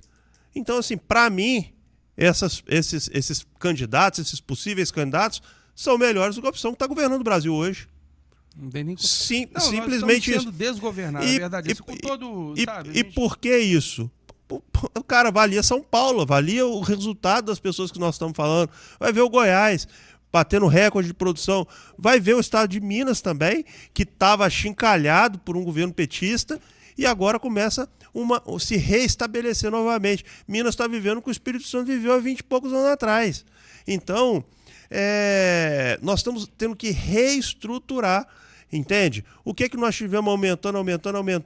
Toma aqui, meu filho, não precisa trabalhar não. Toma aqui. E hoje a gente não consegue achar mão de obra para fazer nada. É isso que está acontecendo no Brasil. É muito triste. Agora, deputado, esse assunto aqui dá pano para manga. Eu já coletei as suas impressões, está registrado aqui. A galera, tire suas conclusões aí. Aproveitando a sua presença, faz para nós uma leitura, né, sobre a sua ótica aí. Do que você enxerga o cenário estadual Como é que você... Qual vai ser o jogo que vai ser jogado aí? Casagrande vem para Senado, a direita vai apresentar nome, o seu partido vai apresentar nome, você vai apoiar Ricardo Ferraz? Como é que tá o jogo aí? Então, o Espírito Santo vive uma mudança de chave agora, uma virada. Nós estamos há 20 e tantos anos conversando e sendo geridos por duas pessoas, Paulo Artung e Renato Casagrande. Bruno, e aí, tá ruim? Não, de jeito nenhum, fizeram um excelente trabalho, tá certo? Para mim, o Renato Casagrande é hoje, sem dúvida, o melhor governador do país, tá certo? E olha só, é um cara que está no partido de centro-esquerda, mas que tem tomadas de decisão de direita, na minha visão. Um cara que investe em infraestrutura, investe na qualificação do emprego, investe em saúde, investe em educação. Então, um cara que tem, apesar de estar num partido de centro-esquerda, ele tem ações de direita e de centro-direita, tá certo? Mas eu não quero entrar no mérito não, e também nem é para pincelar, ideológico. Eu tô falando de pessoas não, mesmo, mas eu só de jogo político. Sim, mas eu estou fazendo uma referência aqui porque eu acabei de fazer uma defesa nacional em relação à visão de direita. Mas acho que ela não tem que ser cega. Você tem que olhar para o que tem de bom em todos os lados. E Renato Casagrande é uma coisa que tem de boa ali, com certeza. E os dados mostram isso, não é o Bruno que está falando. A aceitação do governo e etc.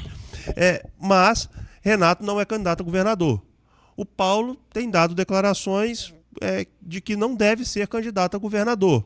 Mas foi ventilado o nome dele esses dias aí. Sim, mas ele está sempre sendo ventilado, né? Um homem que foi governador 2 mandatos e teve mandatos relevantes aqui no estado, foi senador da República, vai ser ventilado mesmo. Se vai ser ou não vai ser é outro esquema, né? Porque a gente tem que saber como é que vai ficar lá na frente. Estou dizendo que não deve ser.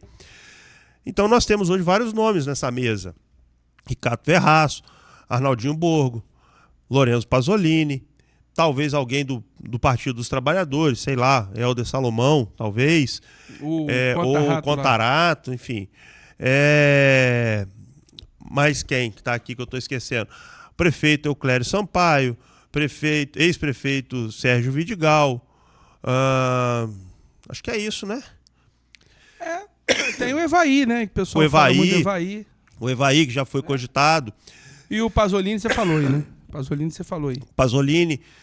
Então, assim, são nomes que são nomes novos. Todos eles são nomes novos quando se fala da gestão de governo, né?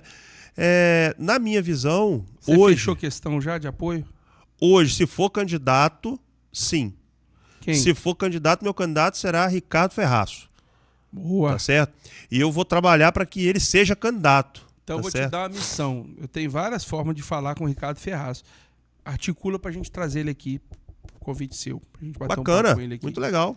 Ok, Nilson? Ok. Monitora, a gente já tava falando, até tive com o Norma lá, e já tava articulando, mas vamos trazer ele aqui. Maravilha. Ricardão, queremos você aqui, hein? O meu candidato será Ricardo Ferraz, assim que confirmada a sua candidatura, mas hoje eu já trabalho pesado do ponto de vista político para que ele seja o nosso candidato. O que o Ricardo arrumou que ele conseguiu virar muito apoio aí? Até o pessoal que estava meio reticente aí já definiu posição para ele. Irmão, trabalho. Vamos ver. Olha para trás. A gente falou da minha história. Vamos falar de Ricardo dentro da política. Ricardo começa como vereador em Cachoeiro. Ricardo foi deputado estadual, foi presidente da Assembleia. Ricardo foi deputado federal. Ricardo foi senador da República. Ricardo foi vice-governador 2 mandatos. Neste governo de Renato... 2 não, pô, 1 só. Foi vice 2 mandatos. Ah, o Ricardo foi vice 2? Foi vice 2. Não era uma senhora, uma menina que era... Não, ele foi vice. Artung. Ricardo foi vice de Artung e é vice de Renato. Verdade. Ricardo é, na minha avaliação, o homem mais preparado para tocar o Espírito Santo. Conhece, né? Entende? Falar, né? E vocês vão avaliar os resultados que ele fez dentro desses mandatos. Para mim foi um excelente senador. E me perdoem, mas é de Cachoeiro, irmão. É da nossa casa, do nosso quintal. Então, assim... Vai ser um salto para nós, hein? Essa dobradinha, o pai dele prefeito aqui, ele lá... Ferração na prefeitura, Ricardo no palácio e toda a nossa tropa de choque ocupando tanto o Congresso Nacional quanto a Assembleia Legislativa, nós vamos preparar, como eu falei para ele, Ricardo, eu não quero viver o melhor estado do Brasil apenas, eu quero viver o melhor Espírito Santo de todos os tempos. Essa é a nossa missão, transformar esse estado no melhor Espírito Santo, porque a Bahia, Minas Gerais, São Paulo, esses estados já estão ficando para trás, amigo. Nós somos um pequenininho metido a besta. Não, eu não quero esses caras aqui, não. Com todo respeito aos meus irmãos cariocas, fiquem aí no São Paulo. Estado lindo, rapaz. São Paulo é lindo. Rio de Janeiro, belezas inestimáveis. Deixa nós quietos aqui. É isso aí. Vem só para fazer negócio. Vocês são bem-vindos. Fazer negócio, casa é de vocês. Então eu acho isso. Eu acho que os players que vão estar na mesa aí no game vai ser esse. Você acha que Jair Messias Bolsonaro vai ser preso ou vai ser candidato ano que vem? Você quer saber a minha opinião ou o que eu quero? Fala as duas coisas. Se eu pudesse definir, seria candidato a presidente do Brasil.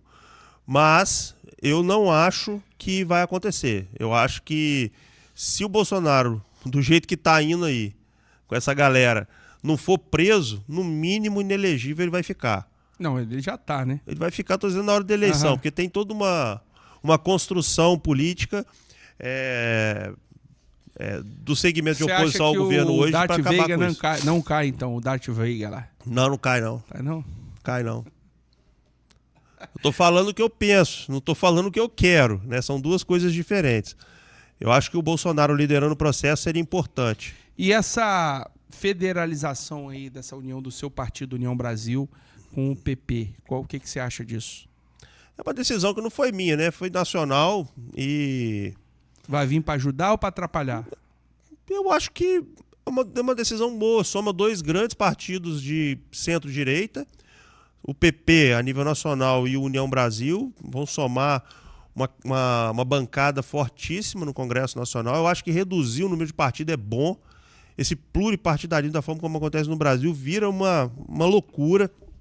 Tá? E esse projeto que foi aprovado, acho que, se não me engano, na CCJ, foi aprovado no comitê, não sei se foi no plenário ainda, de se dedicar a mandatos únicos de 5 anos. O que você acha dessa ideia? Acho bom também.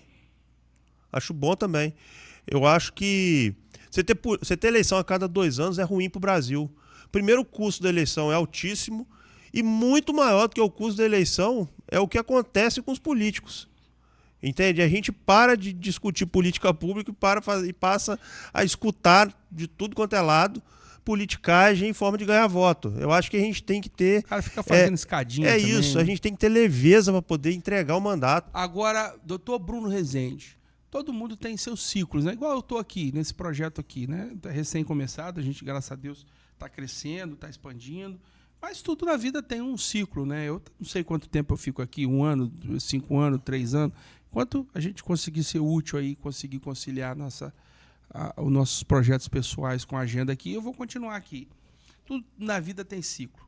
O que você vislumbra do doutor Bruno Rezende político? Você já pensou nisso? O que você planeja? Quantos anos você pretende ficar na política?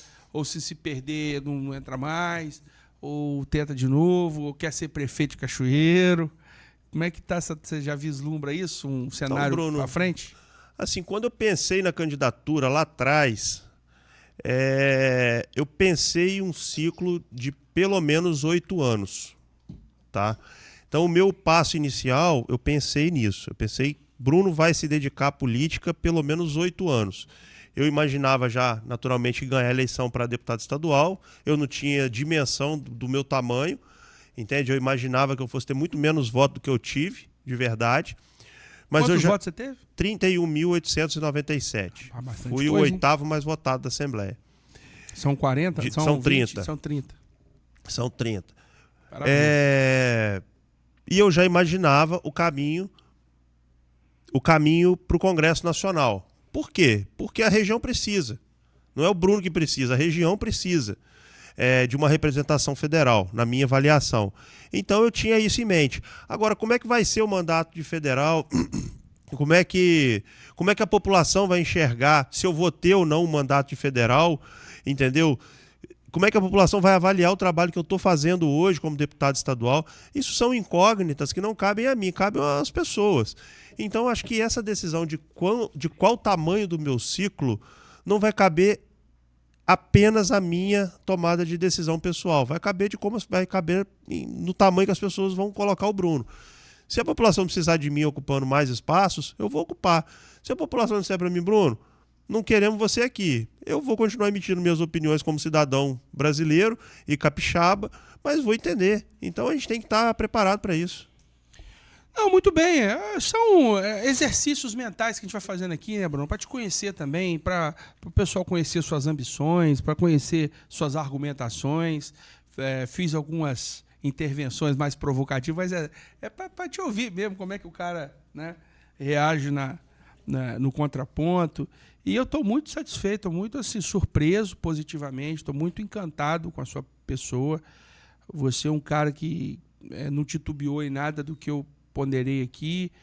E isso para você, meu amigo capixaba, eleitor, e você que é de fora, que está acompanhando, você que é fora do Espírito Santo aí, procure nomes, cara, quadros, né, de pessoas acessíveis, de pessoas que tenham um propósito, né? Ah, mas eu sou da área da segurança pública. Mas o que adianta você também ficar... olha só, como eu citei aqui, eu sou filho de militar. Eu, inclusive, morei quase 6 anos dentro do quartel, né? Fui para Vitória estudar, fui para ficar um dia lá alojado no 4º batalhão, acabei ficando 6 anos. Caramba. Como filho de militar, né? Hoje, quase certeza que isso não seria permitido. Na época, né, se fez uma concessão para mim lá, eu ficava perto da UVV, fui estudar Relações Internacionais, fiquei lá no IBS. E aí, doutor Bruno Rezende, eu sou de direita pra caramba, eu sou Bolsonaro, eu problema nenhum falar isso, porque é o meu pensamento. Mas eu já relatei isso para alguns políticos de direita, eu não vou citar nomes apenas para não expor aqui de maneira não legal. Mas eu já expressei, eu tenho muita dificuldade, cara, com o movimento de direita. Apesar de eu ser totalmente de direita, eu sou cristão, tenho valores, princípios, tudo que você falou aí é minha bandeira. Mas eu acho assim, assim, esses blocos de direita, essa galera que foi lá para ficar na porta do quartel, tudo muito louvável, muito necessário, talvez, mas eu acho assim, a galera muito emocionada. Eu acho o radicalismo, você tem que ser radical nos valores, nos princípios, na sua visão, mas o ativismo radical, porque assim, a galera da direita também passa muito fake news. Eu fico pé da vida quando eu estou em algum grupo lá de direita e tal. Fulano de tal, agora, e não sei o quê. Fulano, aí eu vou lá nas fontes, né, no Google, e vejo que aquilo era mentira, que aquilo lá é uma baita de uma fake news, e aquilo está espalhado, está lá encaminhado com frequência. O pessoal espalha fake news. Você não precisa de fake news para você defender sua posição. E eu não sei que cacilda que essa galera se emociona com esses troços, sabe? Essa coisa de 48 horas, né? E tal. Criar toda essa erudição aí, todo esse ufanismo, né? Isso é muito prejudicial. Então, eu digo isso sempre. Esse discurso... Eu acho que você pode ser contundente, você pode falar com força, com gravidade, você pode defender sua posição, você pode atacar, porque política é assim, mas nunca perder a essência e nunca perder o propósito, porque senão fica sem propósito. Você acha que é por aí mesmo? Calma, irmão. Por que você tá bravo assim? Eu estou ilustrando, eu estou fazendo a ilustração. O cara tá assim? bravo. Não é assim? Mas fora brincadeira, cara, eu acho que é isso. Eu acho que a política, é isso mesmo. Você tem que botar pra fora o que pensa, o que sente. Mas eu sou um cara pragmático, entende? Eu acho que quebrar a mesa sem oferecer a solução pro problema que tá nela não resolve. Penso a mesma coisa. Não resolve nada, irmão. Penso a mesma coisa. Então chega, bluf. Cara, mas aí, ó, fica lá o cidadão lá, pede o mandato, tá lá. Perdeu 3 meses de mandato, tá lá. Pra quê? É só você pensar. Eu quero que fulano, Beltrano, Ciclano morra. Pra que isso, meu irmão? É só você pensar nisso. Então, assim, todos os movimentos que foram radicais, mas sem uma perspectiva de mudar alguma coisa de maneira pragmática, deram errado e caíram no ostracismo às vezes. Não, eu inclusive, eu não sou contra se necessário for, o poder emana do povo. Então, eu não sou contra a manifestação, em hipótese nenhuma. Não, nem eu tô falando isso. Não, sim, eu tô dizendo assim, tô reforçando só o ponto de vista. Eu não sou contra ir lá, eu fui em todas as manifestações, atravessei a Terceira Ponte e tal, acompanhei em São Paulo, no Rio e tal, manifestar pacificamente. Se precisar, eu acho que Bolsonaro perdeu uma grande oportunidade no 7 de setembro de 2022, se eu não me engano. Se foi 21 ou 22, aquele que os caminhoneiros pararam e foram lá botar. Eu acho que ali precisava de uma negociação mais enérgica, porque o povo estava no sentimento popular, ainda é sentimento popular, mas enfim. Nessa greve o Bolsonaro era presidente. Pois é, ele podia ter agido, né? E aí eu não vou ficar divagando aqui, que eu não quero, não por medo, que eu não tenho medo de falar não, mas justamente porque tem que ter estratégia. Não é só o quebra-quebra. Aliás, não é o quebra-quebra, mas não é só o extremismo. Né? Sou terminantemente contra esse negócio lá, dessa invasão lá. Para mim, aquilo foi armado. Nada me tira da cabeça que aquilo foi armado e os bobos entraram naquele jogo idiota ali. Mas aconteceu. Né? Infelizmente, a gente tem que... Você é a favor lá da anistia ou é contra? Eu sou a favor. Eu também, totalmente. Sou a favor porque as penas estão sendo oferecidas de maneiras desproporcionais. Então, assim, não é o processo legal, eu sou contra o processo legal. Por que estão sendo julgados pelo STF? Supremo? Tem nada a ver, o Supremo. Desculpa aí, cara. Não tem como concordar com isso, não. Desculpa. É inadmissível o que vocês estão fazendo. É um espaço que eu tenho. Tem voz, cara. Se isso aqui é democracia, eu olho para vocês e falo, vocês estão errados. Obviamente, não sei se esse arquivo vai chegar para vocês. Vocês estão errados. Vocês têm que entender. O melhor bem que vocês fazem para o Brasil é deixar a coisa acontecer e parar com essa intervenção que vocês estão fazendo aí. Mas, enfim. Doutor Bruno Rezende, a pauta é o desenvolvimento do Espírito Santo. Conta para nós aí, para finalizar aqui, a gente ir para o encerramento. Bons projetos que estão na planilha, que estão na prancheta, que estão no orçamento. Coisa para o capixaba ficar feliz que vai acontecer nos próximos meses, ou no próximo ano, ou nos próximos ciclos. Quanta coisa boa aí. Então, dá boa notícia. A gente falou um pouco sobre algumas das boas coisas que estão sendo desenhadas. Esperamos a retomada veemente, né, forte. Aí contamos com a cobrança da nossa bancada federal da duplicação da BR-101, que corta... Tem que acabar, né, porra? Pô, é fundamental. Então tá aí uma pauta... Que pé que tá isso? As obras elas estão sendo retomadas, né? O movimento de obra vai começar a ser aprofundado lá no norte do estado, que é impressionante, meu. O que morre de gente naquele norte do estado não é brinquedo, não. Aquele retão lá de Soretama. Aquele retão de Soretama, ali tem problemas ambientais ainda para serem vencidos, tá certo? E aqui no sul, nós precisamos terminar, fazer chegar em Cachoeira essa obra. Tá até onde o trecho? Tá até Anchieta, né? Ele tá mais ou menos ali na Alfredo altura. Chaves? Na verdade, a gente tem aquela duplicação ali até Rio Novo do Sul, né? Até Rio Novo do Sul, Iconha, passa por fora de Iconha, quase Rio Novo.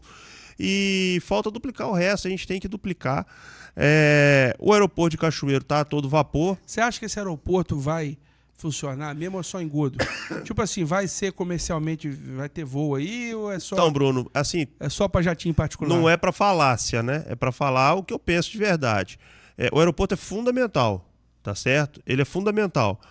Mas se vai ter voo comercial ou não, não é uma decisão de governo, é uma decisão empresarial, tá certo? Quem opera a aviação no Brasil comercial são as empresas. Eu tô falando aqui da Azul, da Latam, sim, e por aí vai. Foi feito algum estudo, foi feito alguma...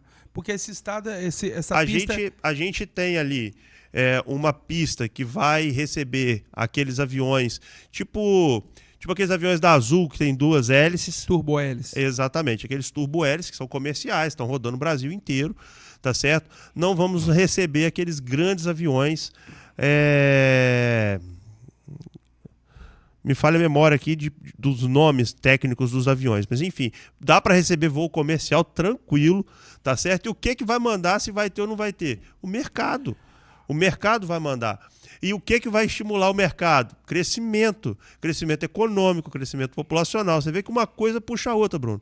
Todas aquelas ações logísticas, de desenvolvimento, de voltar a cachoeira a crescer, do sul do estado se transformar mais interessante logisticamente, economicamente, vão puxar a necessidade de nós termos voos comerciais. Para isso, nós precisamos ter um aeroporto. Não dá para bypassar.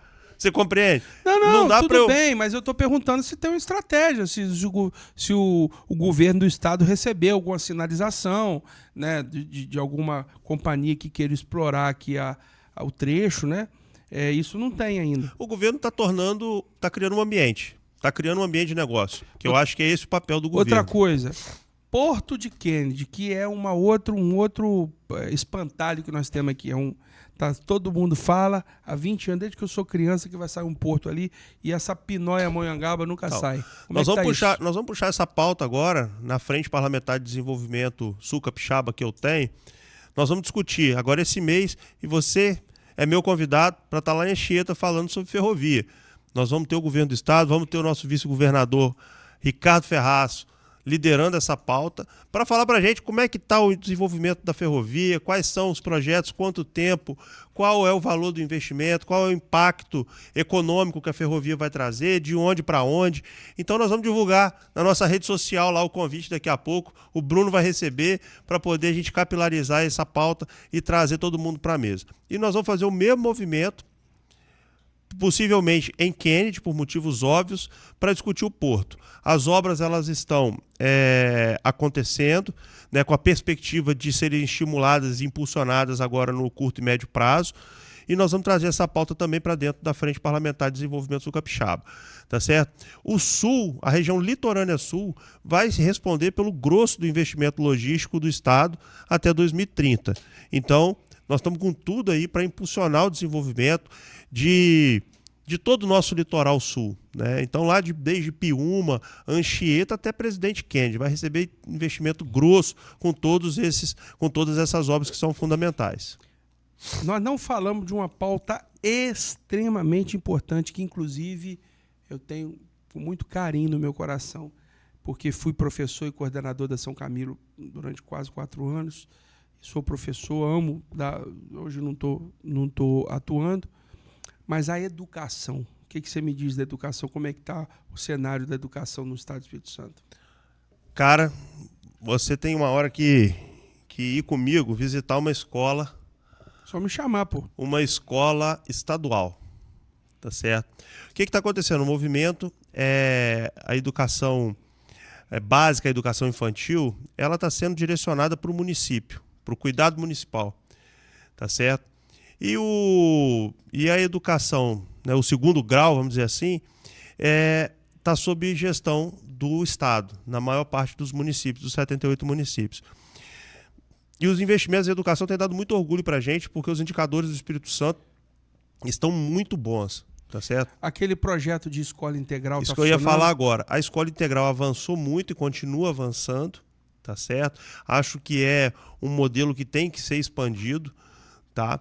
E os investimentos no professor, na sala de aula, na estrutura física das escolas, tem dado um resultado muito positivo para a gente. Eu acho que a educação hoje é um motivo de orgulho para o povo capixaba. Bom, pessoal, a gente está aqui recebendo um deputado, né, um parlamentar, um representante do poder público, né, da Casa Legislativa. Para nós é uma honra a gente estar aqui construindo esse documento aqui, esse registro audiovisual para você, com a temática, né, com aquela pincelada da pedra que você já sabe. Mas você que é de outro estado que está vendo aqui a gente está aqui trazendo informação para você, conteúdo para você também. A visão de um político, de um parlamentar aqui de um estado que está procurando fazer o dever de casa, né, que está procurando entregar um pouco além aí do que a gente sabe que o cenário do Brasil não é fácil, a economia não está legal, a gente tem muitos... A inflação está pesando na bolsa do mais pobre, né? Mas aqui tem um povo trabalhador, um povo guerreiro. Aqui tem o povo capixaba. Eu sou um pouco suspeito a falar, mas a gente tem um orgulho muito grande de ser capixaba, porque nós temos uma terra aqui, formada e forjada por gente que trabalha. O capixaba é incansável.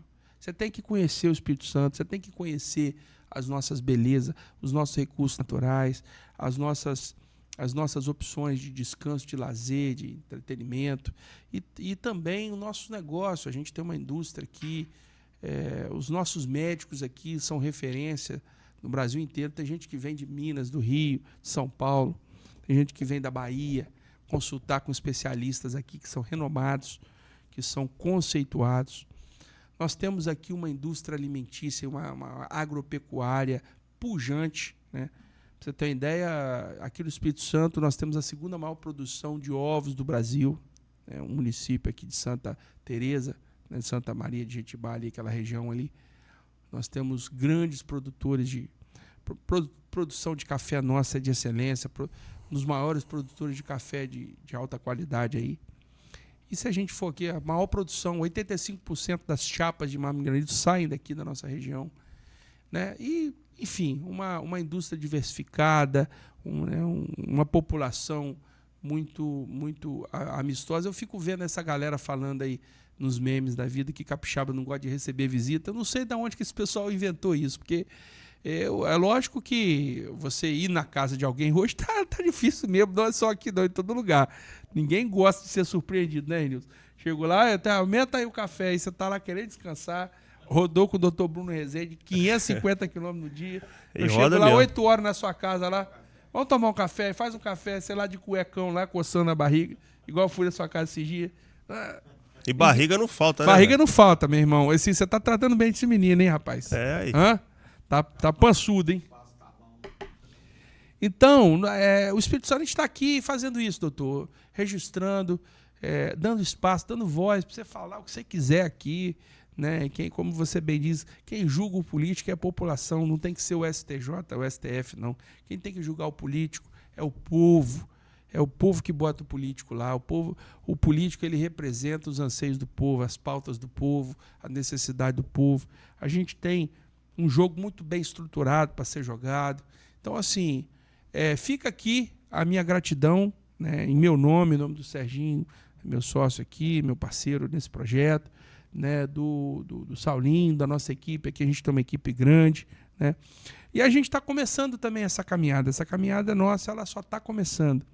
E o nosso intuito é isso mesmo. É lá, se possível for, a gente está lá, se a agenda compatibilizar, ver o que você tem para falar, dar espaço. A gente não quer hostilizar. Inclusive, quem é de esquerda aí, se quiser se disponibilizar para ter uma conversa salutar aqui, uma conversa profícua, exposição de ideias aqui, o espaço está aberto. A gente não está aqui para cercear pensamento, não. Pelo contrário, a gente tem pavor disso. A gente quer dar voz lógico, tem que ser um assunto produtivo, uma coisa que vai agregar o conhecimento das pessoas. Doutor Bruno Rezende, leva um abraço meu para todo o seu gabinete, para toda a sua equipe, que eu sei que ninguém faz mandato sozinho. Aqui na pessoa do Renilson, leva para todo mundo lá um abraço meu, viu? E leve também com muito carinho, né, para o seu mandato aí. Saiba que aqui, o nosso projeto aqui tem um carinho muito grande para o senhor, pela sua atividade, pela sua grande contribuição que você tem dado para a política e para a saúde do nosso estado, da nossa região e do nosso Brasil. E você que está em casa aí, você chegou aqui e ficou até o final, quero te fazer um convite muito especial. Siga, comente, compartilhe, interaja com este conteúdo. Eu vou começar a lançar praga aqui, ó. Você seguiu aqui, assistiu o conteúdo até o final, não seguiu a página, vai cair o dedinho do pé aí. Eu vou ter que lançar praga. Eu já vi que os caras grandes fazem isso, se dá certo, aí o canal dos caras cresce. Brincadeiras à parte, eu não desejo nada de mal para você, eu desejo o bem, que Deus abençoe você e sua família, e que Deus abençoe você e sua família, doutor. Muito obrigado pela sua presença. Tamo junto, obrigado a você que nos assistiu até aqui. É um prazer e uma honra poder falar, não só contigo, Bruno, mas com todos aqueles que acompanharam esse bate-papo. O Pó de Pedra tá com disposição, tá com moral, e eu tenho certeza que vai ter um grande futuro pela frente. Eu torço para que você possa expandir esse programa, trazer pessoas que possam nos ajudar, que possam ser formadoras de opinião, pessoas que possam acrescentar na vida de outras pessoas, né? Afinal de contas, lá atrás, quando eu escolhi ser médico, eu não escolhi para cuidar do meu pai, da minha mãe, dos meus filhos. Eu escolhi para cuidar de pessoas que eu nem conheço. E eu acho que quem quer falar de política, quem quer sentar na cadeira de política, tem que pensar nisso. Não é olhar para nós e eles, é olhar para o todo. O Espírito Santo só vai para frente, as nossas cidades só vão para frente se nós pudermos enxergar o bem comum em primeiro lugar. E é isso que a gente tem que estimular. Obrigado, Bruno. Obrigado a todos vocês novamente que me assistem. E onde o deputado Bruno Rezende estiver, ou o médico Bruno Rezende estiver, você não precisa bater na porta. É só entrar. Muito bem. Valeu, galera. Obrigado.